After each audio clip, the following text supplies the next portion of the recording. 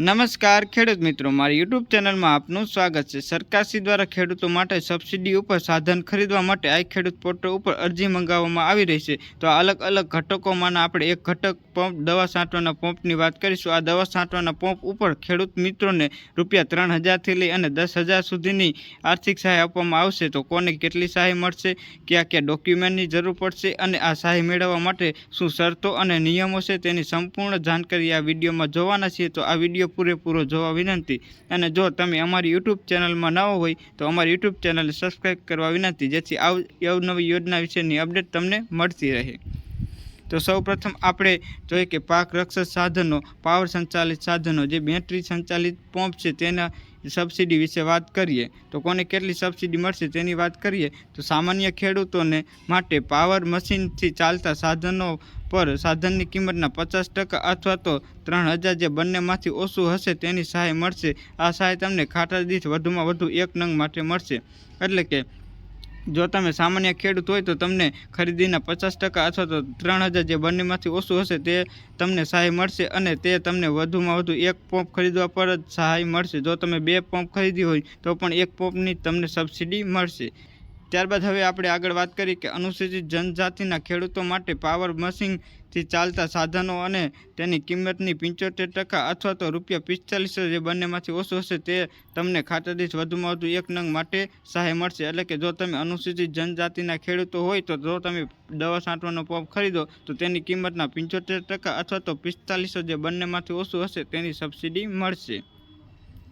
ત્યારબાદ હવે આપણે આગળ વાત કરીએ કે અનુસૂચિત જાતિના લોકો માટે આ યોજના અંતર્ગત શું સહાય મળે। તો અનુસૂચિત જનજાતિના ખેડૂત માટે પાવર મશીનથી ચાલતા સાધન પર સાધનની કિંમતના 75% અથવા તો 45%, જે બંનેમાંથી ઓછું હશે તે મળશે। એટલે કે અનુસૂચિત જાતિ અને અનુસૂચિત જનજાતિના બંને લોકો માટે આ યોજના અંતર્ગત સબસિડી સરખી છે, એટલે કે 75% લઈ અને 4500, જે બંનેમાં ઓછું હશે તે મળશે। ત્યારબાદ હવે આપણે મોટા પંપની વાત કરીએ, જે ટ્રેક્ટર પાછળ બાંધીને જે દવા છાંટે છે તેની વાત કરીએ તો સબમશીન ઓન એગ્રીકલ્ચર મેકેનાઇઝેશન, આ યોજના અંતર્ગત આપણે વાત કરીએ તો પાવર સંચાલિત નેપસેન પંપ અને પાવર સંચાલિત તાઇવાન પંપ, જે 8 લીટરથી લઈ અને 12 લીટરની કેપેસિટીવાળો, જો અનુસૂચિત જાતિ, અનુસૂચિત જનજાતિ અને નાના મહિલા ખેડૂતો જો આ પંપ ખરીદે તો તેને ખરીદી પર ₹3100 સહાય મળશે। અને જો આ સિવાયના અન્ય ખેડૂતો એટલે સામાન્ય ખેડૂતો જો ખરીદશે તો તેને ₹2500 સહાય મળશે। એટલે કે જો તમે દવા છાંટવાનો મોટો પંપ 8 લીટરથી લઈ અને 12 લીટર સુધીનો ખરીદો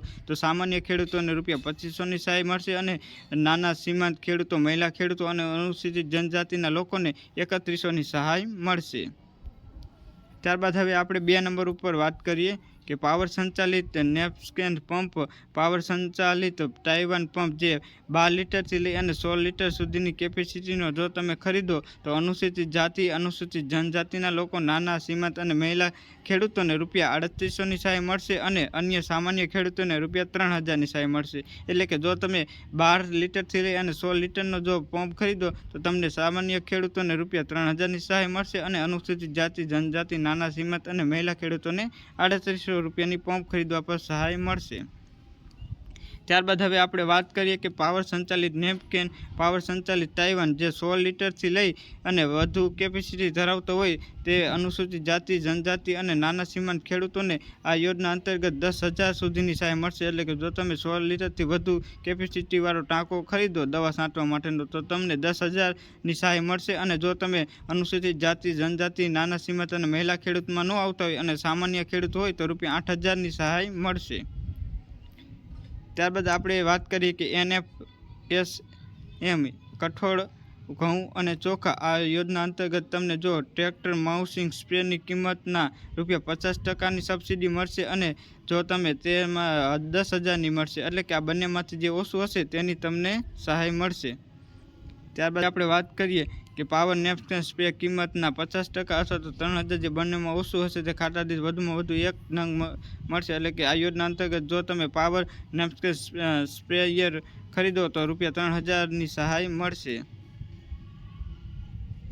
ત્યારબાદ આ અલગ અલગ પંપ ખરીદવા પર તમને અલગ અલગ સહાય મળશે, જે તમે જોઈ શકો છો। ત્યારબાદ હવે આ યોજનાના અરજીની વાત કરી કે આ યોજનાની અરજી ક્યારે કરવાની રહેશે. તો આ યોજનાની અરજી તમારે 24/4/2025 લઈ અને 15/5/2005 વચ્ચે ગમે ત્યારે કરી શકો છો. એટલે આ યોજના અંતર્ગત તમારે લાભ લેવો હોય તો અત્યારે અરજી ફોર્મ ચાલુ છે, જે 15/5/2025 સુધી ચાલુ રહેશે. તો તમે વહેલા ધોરણે આ યોજના અંતર્ગત લાભ લેવા માટે અરજી કરી શકો. ત્યારબાદ જો તમે ટાઈમ ન હોય અને અરજી કરશો તો પછી સર્વર ડાઉન હોય તેવા પણ પ્રોબ્લેમ આવી શકે છે. એટલે અત્યારે પહેલાં ધોરણે આ અરજી કરી લેવા વિનંતી. ત્યારબાદ હવે આપણે આ યોજના અંતર્ગત લાભ લેવા માટે કયા ડોક્યુમેન્ટની જરૂર પડે તેની વાત કરીએ. કે સૌપ્રથમ આપણે જોઈએ તો દિવ્યાંગ જો તમે હોય અને આ યોજના અંતર્ગત લાભ લેવા માગતા હોય તો દિવ્યાંગનું સર્ટિફિકેટ, ત્યારબાદ વન અધિકારીનું પ્રમાણપત્ર, એટલે કે જો તમારા વન વિસ્તારમાં વાડી આવેલી હોય તો તે વન અધિકારીનું પ્રમાણપત્ર સાથે જોડવાનું રહેશે. ત્યારબાદ તમારે બેંકની પાસબુક અથવા તો કેન્સલ કરેલો ચેક સાથે જોડવાનું રહેશે. ત્યારબાદ તમારે આધાર કાર્ડની નકલ, ત્યારબાદ તમારે જો સંયુક્ત ખાતેદાર હોય તો તેવા કિસ્સામાં સંયુક્ત ખાતેદારનું બાંયધરી પત્ર સાથે જોડવાનું રહેશે.